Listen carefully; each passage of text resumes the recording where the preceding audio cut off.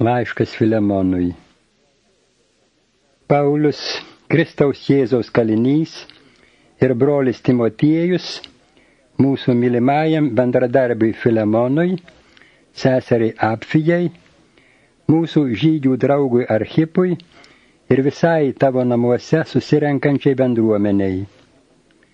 Malonė jums ir ramybė nuo mūsų tėvo Dievo ir viešpaties Jėzaus Kristaus.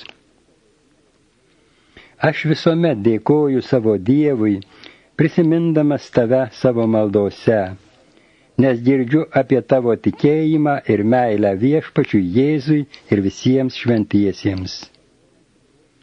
Meldžiu, kad tavoji tikėjimo bendrystė būtų veiksminga ir išaugtų į pažinimą visokio gėrio mumyse nukreipto į Kristų.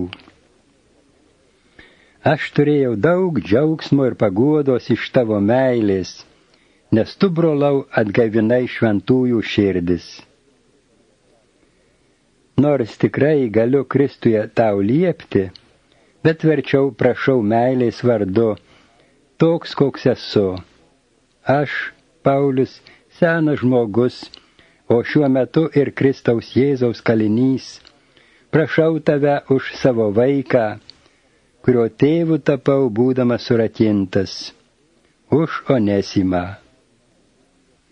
Seniau jis buvo tau nenaudingas, o dabar ir tau, ir man naudingas. Siunčiu tau jį kaip savo širdį. Aš norėjau pasilaikyti, kad jis tavo vietoje man patarnautų, kol esu kalinamas dėl Evangelijos.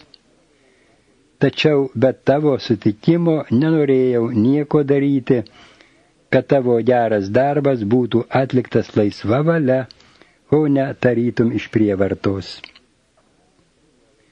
Galbūt jis tam ir buvo laikinai atskirtas nuo tavęs, kad galėtum jį turėti amžinai, jau ne kaip vergą, o daugiau, kaip mylimą brolį. Jis ypač brolis man, o juo labiau tau, ir kaip žmogus, ir kaip viešpaties tikintysis. Tad jeigu laikai mane bičiuliu, priimk jį kaip mane. O jeigu jis yra tau padaręs skriaudą ar turi skolos, įrašyk tai į mano sąskaitą. Aš, Paulius, rašau savo ranką.